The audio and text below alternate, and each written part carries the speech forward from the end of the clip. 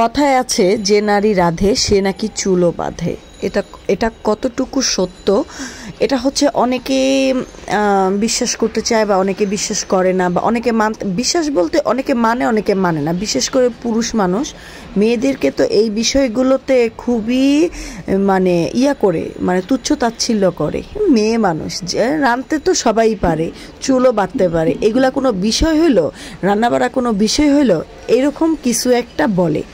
কিন্তু সেই পুরুষদের জন্য বলতে চাই, আরে বোকা পুরুষ, একটা মহিলা একটা নারী সংসার সামলাইতেও পারে, রান্নাও করতে পারে, বাহিরে জবও করতে পারে এবং বিজনেসও করতে পারে।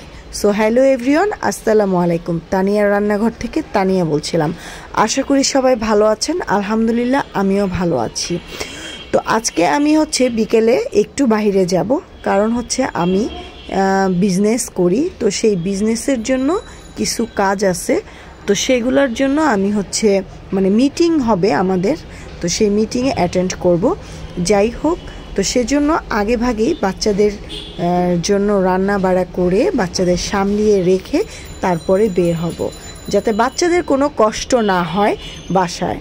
ওরা যাতে দুপুরবেলা খেতে পারে, ওরা যাতে বিকেলের নাস্তাটা করতে পারে, সব কিছু রেডি করে রেখে যাব, জাস্ট ওরা নিবে আর খাবে।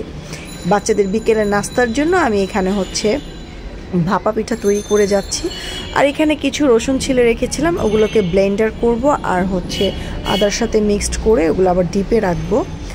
তো এই যে আমি ভাপা পিঠা বানাচ্ছি, তো এখানে আমি বাচ্চাদের বিকেলের নাস্তার জন্য এটা বানিয়ে রেখে যাব, আমার বাচ্চাদের যাতে কোনো অসুবিধা না হয়। তো সেজন্য আমি এখানে ভাপা পিঠা বানাচ্ছি। ও আর কিছু পিঠা আমি আমাদের পাশের ফ্ল্যাটে দিব, কারণ ওনারা গেছে কাল রাতে আমাদের ঘরে বিরিয়ানি দিয়ে দিয়েছিল। তো এখন আমি খালি বাটি কী করে পাঠাই, ওনারা প্রায় সময় আমাদের এমন করে, কিছু ভালো মন্দ রান্না করলে ওনাদের ফ্ল্যাট থেকে আমাদের ফ্ল্যাটে দিয়ে পাঠায়। তো যাই হোক, আমরাও মাঝে মাঝে দিয়ে পাঠাই ভালো মন্দ রান্না করলে। তো এখন আমি এই বাটিটাতে আমি পিঠা বানিয়ে ওনাদের ফ্ল্যাটে দিয়ে পাঠাবো। তো আমি আমার হেল্পিং হ্যান্ডকে বললাম, আমি তো কাজে ব্যস্ত, আমি বাহিরে যাব, তো আমি যেতে পারছি না, তুমি একটু দিয়ে আসো। তোমার হেল্পিং হ্যান্ড চলে গেল, সে দিয়ে আসলো। আর এখান দিয়ে আমি ব্লেন্ডার করে নিচ্ছিলাম রসুনগুলোকে।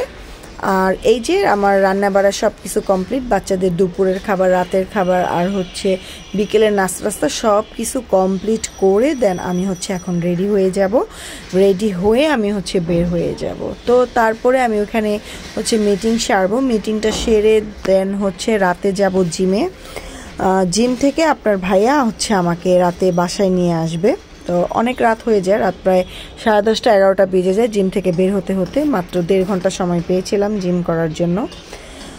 তো এই যে মিটিং করছিলাম, আমি আমার ছেলে আর আমার ফ্রেন্ড, আমরা মিটিং করছিলাম কিভাবে কাজে আগানো যায় খুব দ্রুতভাবে। তো সেই মিটিংয়ে করছিলাম। তো মিটিং শেষ করেই দেন আমি জিমে চলে গেছি।